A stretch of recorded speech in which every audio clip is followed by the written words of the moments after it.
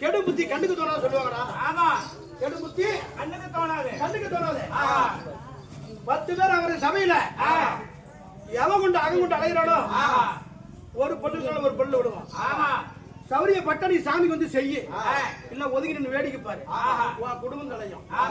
நம்மளை விட்டு இவன் செய்யறானே, இவனை கெடுக்கணும் அப்படின்னு கெட்ட என்ன கொண்டீங்கன்னா இந்த கெட்டுதான் வரும். எவன்டா செய்ய வந்த வேலைய செய்ய முடியாது. கட்டின பொண்டாட்டி விட்ட சரி, நெருப்பு சோழ வீசிச்சு, அப்படிதான் தாத்திக்கிட்ட போனேன், உன் ஆசையை தீர்த்த, அதோட வர வேண்டிய. கட்டின பொண்டாட்டி எவனா சொல்வதற்கு கருதி உண்டாளா? உன் மனைவி என்பது கூடிய பிறந்தவளா?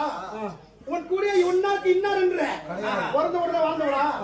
மலையில பிறக்கிறா, கடல்ல வாக்கப்படுறா, கடல்ல பிறக்கிறா, மலையில வாக்கப்படுறா. யார் யார் தன் தலைவிதி என்ன நடக்குமோ அதுதான் நடக்கும். ஒருத்தர் மானம் கட்டணும், ஈனம் கட்டணும், புத்தி கட்டணும் சொன்னா அவன் தலையெழுத்துப்படிதான் நடக்கும். அதுக்காக அவன் கேவலமானவன், அவனை விட்டு ஒரு கேவலமானவன். அவரவர் செய்த பூர்வீக ஜென்மம் நல்லாட வெளிப்பை. இன்னைக்கு நீ என்னடா செய்திருக்கிற? தஞ்சம் என்று வந்தவரை ஆதரிப்பது இந்த தேவர் கட்டளை. கும்பாபிஷேகத்தை கையில கங்கணம் கட்டிக்கிட்ட வீடு குடிக்காத இருக்கிறியா? சீரடு குடிக்காத இருக்கிறியா? ஆன்ஸ் போடாத இருக்கிறியா? அதான் சாமி பொறுத்துக்கும். ஏன் சாமி பொறுத்து சாமி கொஞ்சம் வாயில வச்சுட்டு வாங்கல, வைக்க முடியுமா? அவரால் அடக்க முடியாது. புரியுதா? மனிதன் தவறு செய்கிறான், அவனுக்கு தண்டனை கொடுக்கணும்னு இந்த தேவர் நினைச்சா பூலோகத்துல மாநில மக்கள் என்பது இருக்க மாட்டேன். புரியுதா?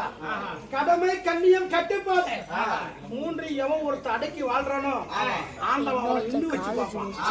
புரியுதா? ஆனா கெடுப்பான், கூடிய இருந்துகிட்டு தான் கெடுப்பான். மத்தவனுக்கு கொடுப்பான், எட்ட நின்று கொடுப்பான். கொடுக்கிறவன் கெடுக்கும் போது கூட இருக்க மாட்டான். உன் கூட இருந்தே கெடுத்தான் பாரு, அவனுக்கு கொடுக்கும் போது இன்னும் பக்கத்துல இருந்தா கொடுப்பான். அதனால எப்பொழுது நீ செய்த தவறை தவறு என்று ஏற்றுக்கொண்டாயோ நான் தேவரை மன்னிக்கின்றேன்.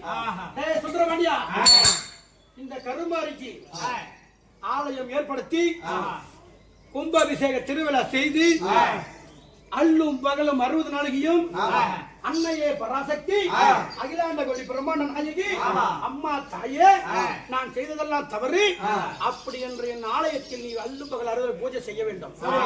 இங்க வரக்கூடிய பக்தர் எல்லாம் உன்னை நினைத்து இந்த தாய்க்கு குடும்பம் செய்தாலும் குடும்பத்துக்கு குடும்பம் செய்தாலும் ஏழை குடிய கெடுத்தாலும் இல்லாத பொருள் அபகரிச்சாலும் இவனுக்கு இந்த மாதிரி தண்டனை அப்படின்னு உன்னை நினைச்சு எல்லாரும் திருந்தணும்.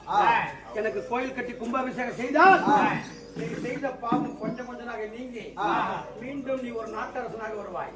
அப்படியே ஆகட்டும் தாயே. செய்து வருகிறாயா? அப்படியே செய்து வருகிறேன் தாயே. பூசல்